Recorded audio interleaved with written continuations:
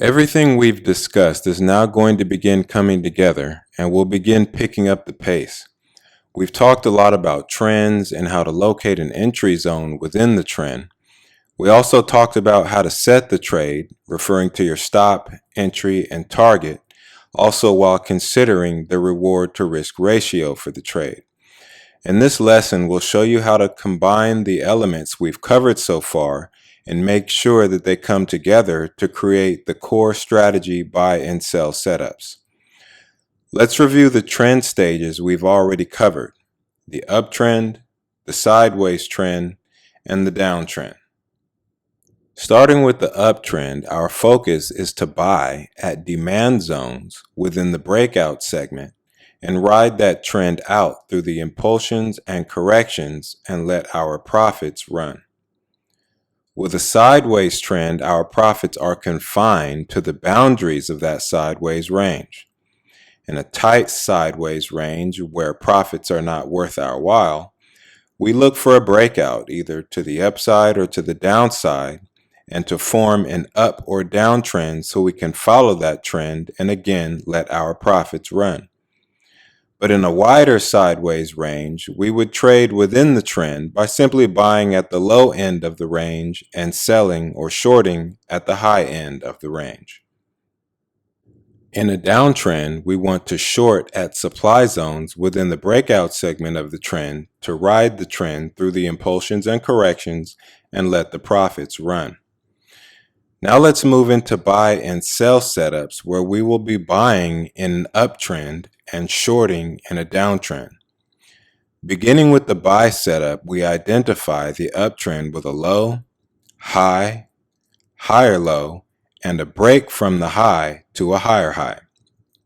From there, we identify a demand zone for entry using the 5-step zoning process while making sure the demand zone is located in the breakout segment of the trend or impulsion phase connected to the controlling swing low. The 5-step zoning process incorporates our zone structure odds enhancers as we identify the zone. We're looking for a strong move out of at least 2 to 1 that breaks out above a preceding supply zone, a zone that has less than 6 candles at the base and is fresh. Once we've done that, we need to find our target zone, in this case of going long, the nearest supply zone to current price. Entering at demand means our exit is at supply. From here, we can set up our trade. We'll buy when price drops into our demand zone for entry and place our stop below the distal line of the demand zone. Finally, we'll place the target beneath the nearest opposing supply zone. Now we'll look at the sell setup. First, we identify the downtrend with a high, low, lower high, and a break of the low into a lower low. Now we look for a supply zone in the breakout segment to join the direction of imbalance, which we can do by using the 5-step zoning process. The 5-step zoning process again incorporates the zone structure odds enhancers of strength, time, and freshness. We specifically want a supply zone within the breakout segment. This is the most recent box linked to the controlling swing high of the downtrend. Then we find our target zone.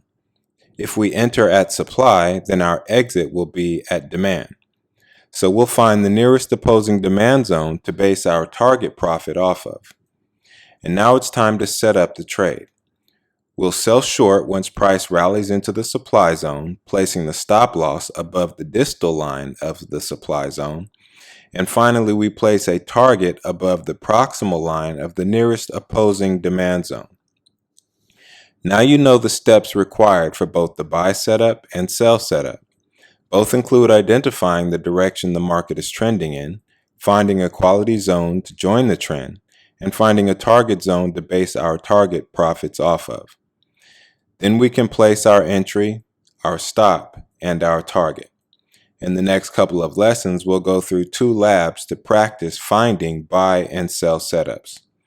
Before you move on, review the 6 steps in the core strategy sell setup and review the 6 steps in the core strategy buy setup. Hope to see you in the next video.